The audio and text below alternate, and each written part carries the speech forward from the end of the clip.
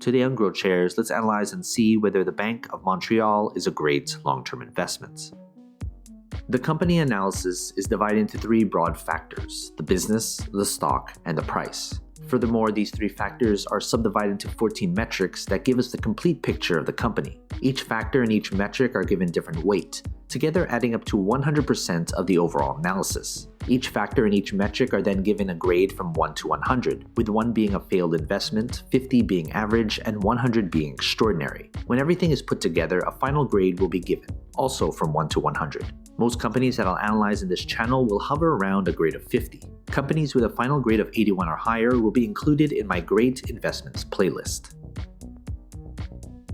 Let's first look at the company as a business. The business is the most important part of this analysis. That's why 45% of this analysis is attributed to the business. As Warren Buffett once said, it's far better to buy a wonderful company at a fair price than a fair company at a wonderful price. If you're looking at this company as a long-term perspective investment, this section should be the most important part of your analysis. A stock cannot grow and prosper without having a rock-solid foundation. The business factor is made up of 8 metrics. Basically, these 4 metrics measure how well the company is doing right now. These 2 metrics measure how well the business is projected to do in the future. And these 2 metrics measure the socio-economic impact of the business. In the description below, I have a separate video describing each metric in detail. Based on this grade, I would consider this an average business. This means, as a business, it's no different than half of all the businesses out there. Everything else going forward would need to be good in order to make this an attractive investment. Next, let's look at the company's stock. We can't easily invest in something unless there's shares available to buy and sell. That's why 35% of this analysis is attributed to the stock. If the business is the foundation of a company, the stock is a reflection of that foundation. Does the market reflect how good or bad the business has done? And how does the market think the company will do going forward? That's what the stock tells us. What matters most is return on investment. There should be some correlation between the business and its stock. The stock factor is made up of 5 metrics. Basically, these 3 metrics measure how well the company's stock has done, and these 2 metrics measure how traders and investors perceive the company as an investment. In the description below, I have a separate video describing each metric in detail. Based on this grade, I would consider this an above-average stock. Combine that with an average or better business, this should be a company on your watch list to see if further improvement can be made. Finally, let's look at the company's price.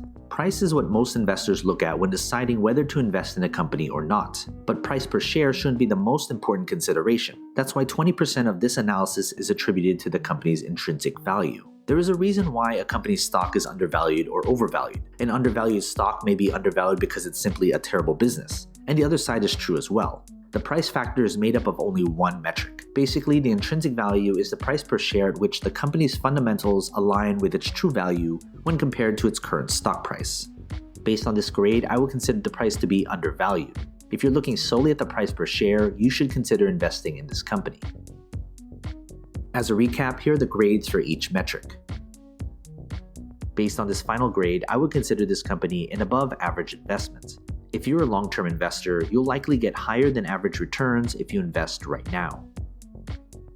Some of you will put different importance on different aspects of my analysis. You may solely just be looking at the price per share. Others may look at the business. But if you're looking at this company as a long-term investment, you should look at all 3 factors because it paints the entire picture of the company. When it comes to the final grade, it doesn't necessarily mean I'm bullish or bearish on the company's stock. Grades are adjusted to take into account the company's industry, sector, and competition. Of course, major news does have an effect on the company, but my analysis is built upon a solid foundation that focuses on the long-term health of the company. From time to time, I will reanalyze a company and share it with you. So you've made it this far, shoot me an email. I'd love to get in touch with you and talk more.